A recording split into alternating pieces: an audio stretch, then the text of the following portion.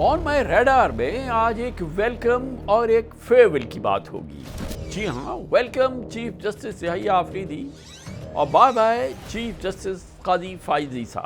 I have very mixed feelings to formally bid farewell to you as the Chief Justice of Pakistan.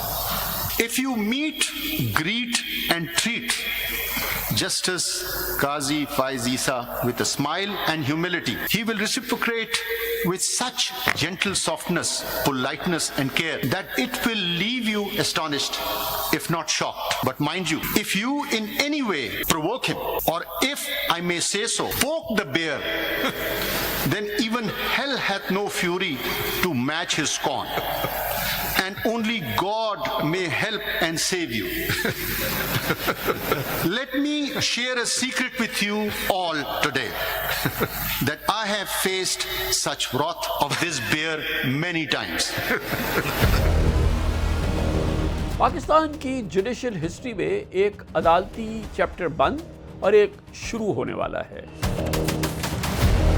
Recent पास की बात करें तो सितंबर 2023 से इस साल 25 अक्टूबर तक चीफ जस्टिस काजी फाइज ईसा ने जुडिशल एक्टिविज्म और हार्ड हिटिंग ऑब्जर्वेशन का बिल्कुल सहारा नहीं लिया। लेकिन ये भी हकीकत है कि वो उन चीफ जस्टिस में टॉप ऑफ द लिस्ट है जिन्हें ब्रदर जजेस में आइसोलेशन और तन्हाई का सामना करना पड़ा। उनके फैसले माइनॉरिटी जजमेंट साबित हुए।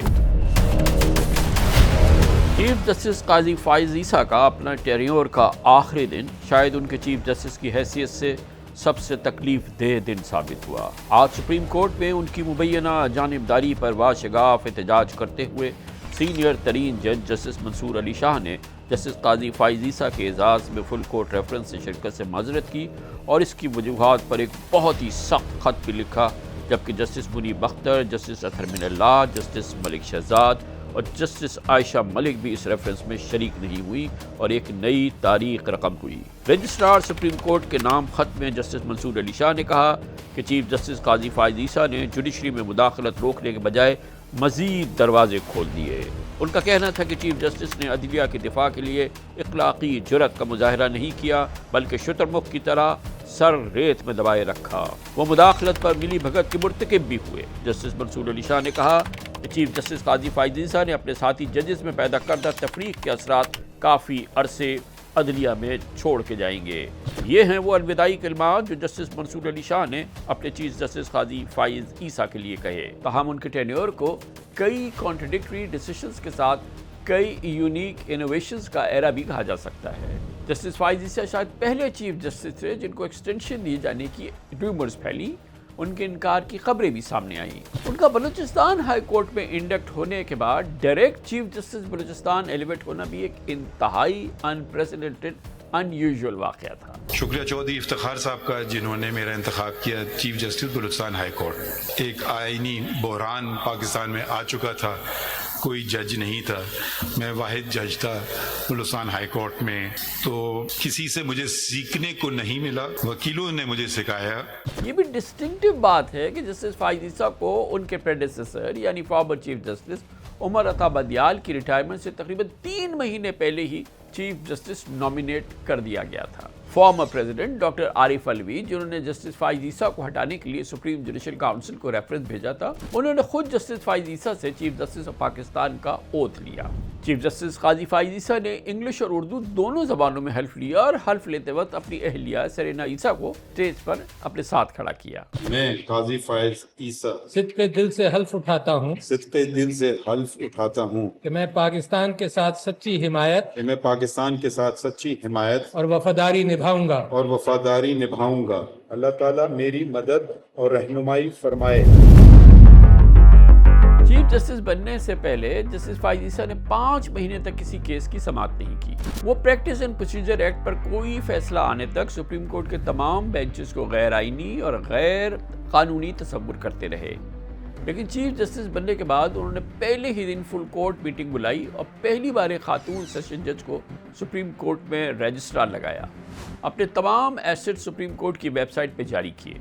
चीफ जस्टिस ऑफ पाकिस्तान के डिस्क्रेशनरी पावर्स में कामी लाने के लिए प्रैक्टिस एंड प्रोसीजर एक्ट के केस की समाअत के लिए उसको मुकर्रर कराया। بینچز کی فارمیشن کے لیے سینئر ججز کی کمیٹی بنائی، اپنے پہلی ہی کیس کے لیے تمام ججز کا فل بینچ بنایا۔ شاید بہت کم لوگ جانتے ہیں کہ یہ فل کورٹ میٹنگ 4 سال بعد اور فل کورٹ کے سامنے کیس کی سماعت 39 منتھس کے بعد ہوئی تھی۔ اس میں پاکستان کی تاریخ میں پہلی بار کورٹ پروسیڈنگز کی لمحہ بلمحہ لائیو کوریج بھی ہوئی۔ نو ڈاؤٹ چیف جسٹس قاضی فائز عیسیٰ کی انکمبنسی میں پاکستان کے جوڈیشل سسٹم نے کئی پازیٹیو چینجز کو آبزرو کیا۔ چیف جسٹس بننے سے پہلے جناب قاضی فائز عیسیٰ اور ان کی فیملی نے پریزیڈنشل ریفرنس کو فیس کر کے بڑی سخت آزمائشوں کا سامنا کیا۔ ان کے ایسٹس کی منی ٹریل پر ایلیگیشنز لگے، ان کی وائف، ان کی بیٹی اور بیٹے کو FBR کے نوٹسز ملے۔ پاکستان کی ہسٹری میں پہلی بار سپریم کورٹ کے ایک جج نے اپنا کیس خود لڑا اور روسٹرم پہ کھڑے ہو کر اپنے اوپر لگے ایلیگیشنز پر آرگومنٹس دیے۔ سماعتوں میں قدر ناگواری بھی سامنے آئی۔ 15 اپریل 2021 کو اپنے خلاف کیس میں جسٹس فائز عیسیٰ نے کہا تھا کہ سابق چیف جسٹس جناب آصف سعید کھوسا نے مجھے سنے بغیر میری پیٹھ پر چھرا گھونپا۔ میرے ساتھی ججز نے سپریم جوڈیشل کونسل میں مجھے پاگل قرار دیا۔ اس کیس میں ناکامی کے بعد اس وقت کی گورنمنٹ نے جسٹس فائز عیسیٰ کے خلاف کیوریٹو ریویو بھی دائر کیا، جس کے بعد اسے واپس بھی لینا پڑا۔ ایک جج کے خلاف بوگس ریفرنس جس طرح ہماری جوڈیشل سسٹم کا ایک بٹر ٹروتھ ہے، بالکل اسی طرح سے یہ بھی تلخ حقیقت ہے کہ جسٹس فائز عیسیٰ کے اپنے برادر ججز سے کوئی زیادہ وارم ریلیشن شپ نہیں تھے، کوئی بہت ہی کارڈیل ریلیشن شپ نہیں تھی۔ تھیوریٹیکل ڈفرینسز کی وجہ سے 17 ججز 2 حصوں میں تقسیم نظر آئے۔ جسٹس فائز عیسیٰ جب چیف جسٹس نہیں بنے تھے اس وقت بھی ان کے خلاف مسلسل اپنے 4 فارمر چیف جسٹس صاحبان سے ان کے تعلقات بہت خراب رہے تھے۔ مئی 2018 میں جسٹس ثاقب نثار نے ایک کیس میں انہیں بینچ سے نکال دیا تھا۔ جولائی 2020 میں جسٹس فائز عیسیٰ نے دعویٰ کیا تھا کہ سابق چیف جسٹس آصف سعید کھوسا نے ان سے استعفیٰ لینا چاہا تھا۔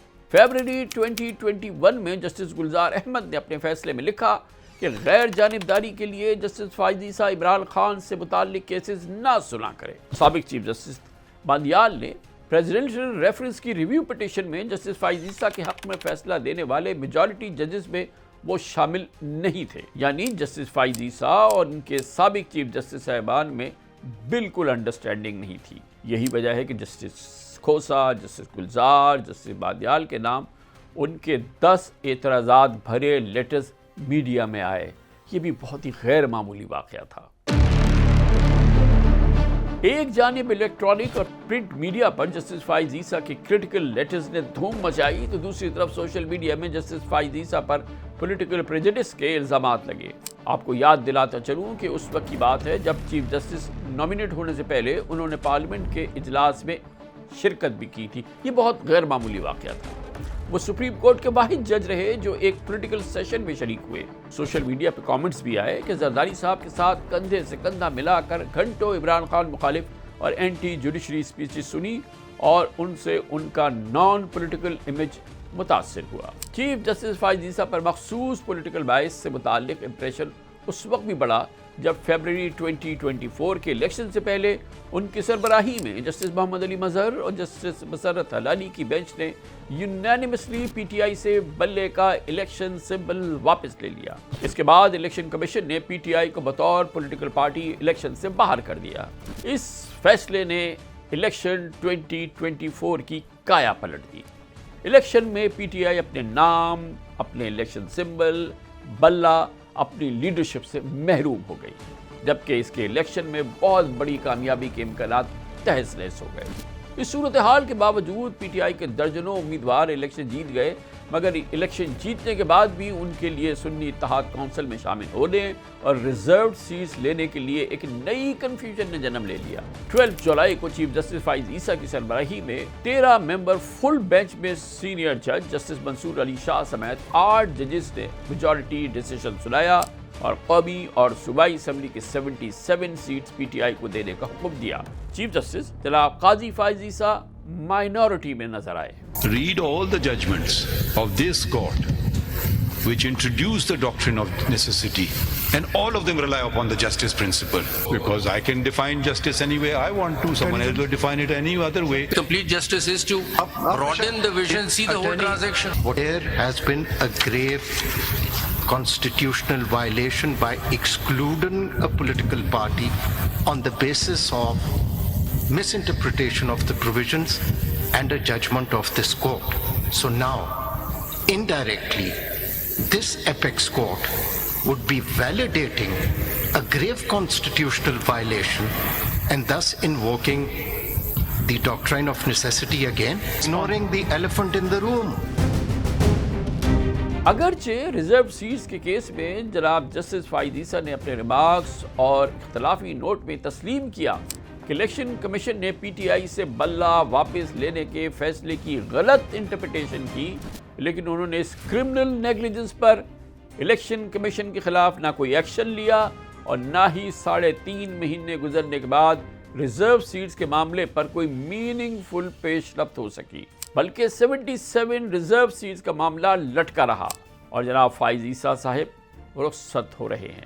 چیف جسٹس فائز عیسیٰ کہہ رہا ہے کہ ایک اور تہلکہ خیز پیش رفت شاید آپ بھول گئے ہوں گے، لیکن آپ کو یاد کراؤں کہ الیکشن سے صرف 4 ہفتے پہلے سپریم کورٹ کے 2 ججز جسٹس بظاہر اکبر نقوی اور جسٹس اعجاز الاحسن ریزائن کر گئے۔ جسٹس بظاہر اکبر نقوی کے خلاف تو بہرحال ریفرنس چل رہا تھا، ان کو بعد میں سپریم جوڈیشل کاؤنسل نے ڈسمس بھی کر دیا تھا، لیکن جسٹس اعجاز الاحسن کا پراسرار انداز میں ریزگنیشن آج تک ایک راز ہے، کیونکہ جسٹس فائز عیسیٰ کی ریٹائرمنٹ کے بعد 26 اکتوبر سے وہی چیف جسٹس آف پاکستان بنتے اور 4 اگست 2025 یعنی 9.5 مہینے تک چیف جسٹس کے عہدے پہ جسٹس اعجاز الاحسن فائز رہتے۔ ایک انٹرسٹنگ فیکٹ یہ ہے کہ جسٹس فائز عیسیٰ سے جونیئر 3 سینئر ترین ججز چیف جسٹس نہیں بن سکے۔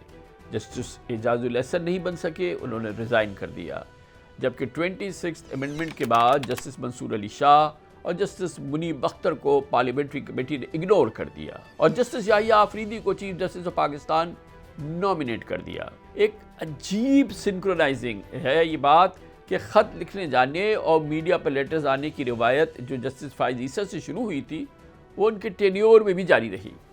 مستعفی جج جسٹس اعجاز الاحسن، برطرف جسٹس بظاہر اکبر نقوی نے بھی چیف جسٹس فائز عیسیٰ اور سپریم جوڈیشل کاؤنسل کو کئی لیٹرز لکھے۔ Former chief justice Peshawar high court justice Ibrahim Khan نے سپریم کورٹ میں ایلیویٹ نہ ہونے پر اپنی ریٹائرمنٹ سے صرف 10 دن پہلے ایک بہت ناراض خط لکھا، جبکہ سب سے ایکسٹرا آرڈینری ڈیولپمنٹ اس وقت سامنے آئی جب اسلام آباد ہائی کورٹ کے 6 ججز نے جوڈیشری کے میٹرز میں ایگزیکٹو کی intervention per chief justice of Pakistan کو خط لکھا اور پاکستان کی دیگر 4 ہائی کورٹس نے بھی 6 ججز کے ایلیگیشنز کو سپورٹ کر دیا۔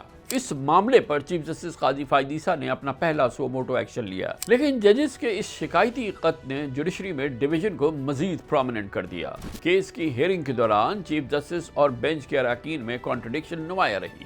ایک موقع پہ چیف جسٹس فائز عیسیٰ نے ریمارکس دیے کہ اگر کوئی جج مداخلت پر کچھ نہیں کر سکتا تو گھر بیٹھ جائے۔ ہم نے 76 سال جھوٹ بولا ہے، سچ کو چھپایا ہے۔ People must know the truth. Yes, Palo. Don't be afraid of that. The truth should come from somewhere else. If you're sitting here and you're actually accepting that you were complicit, then you have no business to sit here. What is the answer? Then why don't you say you have no business to sit here? اب chief justice قاضی فائز عیسیٰ کی retirement ہوئی ہے۔ Constitution میں 26 amendment کے بعد supreme court کے بارے میں اسپیکولیشن میں پہلے سے زیادہ اضافہ ہو گیا ہے۔ کوئی کہتا ہے کہ نئی امینڈمنٹ کے بعد سپرسیڈ ہونے والے سینئر ججز جسٹس منصور علی شاہ اور جسٹس منیب اختر نئے چیف جسٹس یحییٰ آفریدی کی لیڈرشپ میں شاید کنٹینیو نہیں کریں گے۔ یہ بھی خبریں ہیں کہ شاید دونوں سینئر ججز اپنی اپوائنٹمنٹ نہ ہونے کے معاملے پر مٹی ڈال دیں اور نظام انصاف کے اسموتھلی تسلسل کے لیے اپنا کام جاری رکھیں۔ اس صورتحال میں نئی کانسٹیٹیوشنل بینچ کی سربراہی اور اس کے ممبرز کے حوالے سے بھی نئے کامنٹس آ رہے ہیں۔ نہ جانے کیوں لگتا ہے کہ موجودہ حالات میں سپریم کورٹ میں موجود ڈویژن کا جو امپریشن ہے یہ پہلے سے زیادہ پرومیننٹ ہوگا۔ اللہ کرے ایسا نہ ہو۔ ہماری تو صرف یہ دعائیں اور نیک تمنائیں ہیں کہ خدا کرے سپریم کورٹ میں یہ ڈویژن اور یہ شدید اختلافات ختم ہوں اور ایک عام پاکستانی کو انصاف تک بآسانی رسائی ممکن ہو جائے۔ اگر ایسا ہو جاتا ہے تو کیا ہی بات ہے، مگر کیا ایسا ہوگا یہ ہم یقین سے افسوس کی بات ہے نہیں کہہ سکتے۔